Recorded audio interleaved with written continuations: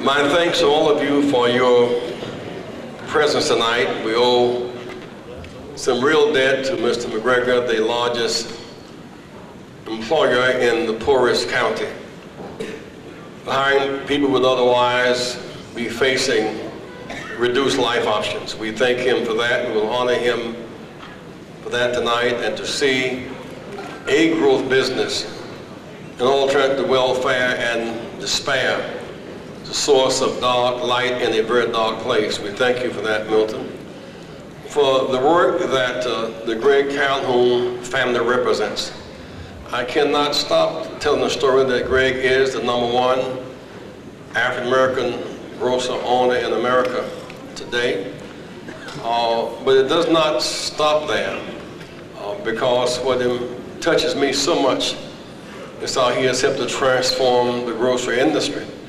He's now the first African-American to serve on the executive board of the Food Market Institute of global food service around the world. But not just that. When we remember the agony of Selma 65, it was a hardware store where those who were organized to do the violence met to do damage to those who sought the right to vote. Greg was able in time to buy that store, make it a grocery store, not a store for beating, but a store for feeding. The man who he once bagged groceries for now works for him. It says a lot about Greg. It says a lot about the New South. It says about what's possible. I really want to give Greg Calhoun a big round of applause. Greg, we thank you.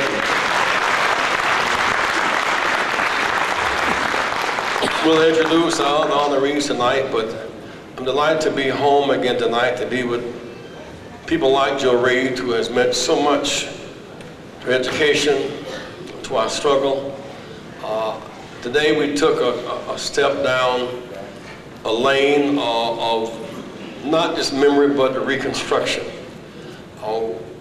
It's one thing to remember, but another thing to not know to remember.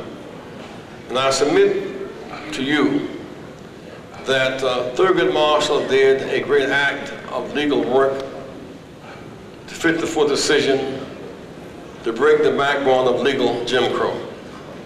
But if the struggle had stopped there, we would not be here tonight. That suit was passed, officials and friends, in 1954, but somebody had to test that suit to see was it real.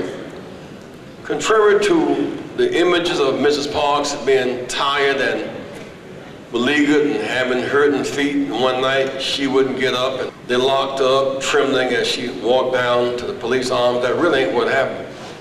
The fact is, she was a civil rights activist. But that was not enough. She was counseled and instructed as to what to do to test the case by Attorney Fred Gray. They met every day for lunch over a long season of time as to what and how to act. She, in fact, was not in a jeopardy to the extent that she was being directed by a bigger movement by her counsel, who became, in fact, her lawyer. And Rosa Parks sat in on December 1st, was with the full knowledge that she had a legal foundation guided by her counselor. She sat in, and the role is before and after Rosa Parks. But her counselor and mentor was Attorney Fred Gray, who then became the attorney not only for her, but for Dr. Martin Luther King Jr. as well. He is the living link, the last living link of substance to Dr. King and Rosa Parks. Because the big victory was not the bus boycott. The bus boycott was a Montgomery victory. The 56th legal victory made it a national victory for all of us. It was Fred Gray's work that took us to making Jim Crow legal in public for everywhere. We are in his debt in a very special way. We know of John and Lewis and Jose leading the march across Edmund Pettus Bridge that Sunday. We tend not to know. Sunday that the march took place, there were no doctors on that march. There were no PhDs on that march. There were no business leaders on that march. There were no Hollywood stars on that march. There was no high-profile risk takers. It was Miss Boynton. It was Sunshine. It was the common people who sacrificed their lives, Greg, to make that happen. And when they were beaten back, I once asked George Wallace, in his latter years, we had a meeting, and a couple of meetings, a prayer meeting, and I said, why did you unleash the dogs on the marches and the horses? He was as sincere as he could be. He said, you know, I did the marches a favor. I don't understand. He said that if I had not unleashed the horses on them, the mob on the other side would have been worse. It never occurred to him to break up the mobsters, but to break up the march. We went across that bridge the next time because Fred Gray filed a legal suit to get us across that bridge. And that's Fred Gray too. And it does not really stop there.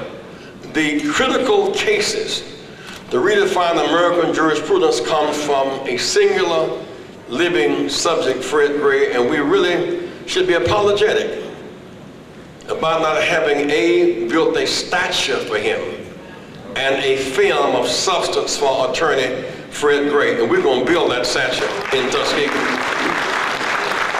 So we're going to build a statue as a monument to his work and about 15 critical law-changing suits that redefine America as we know it today.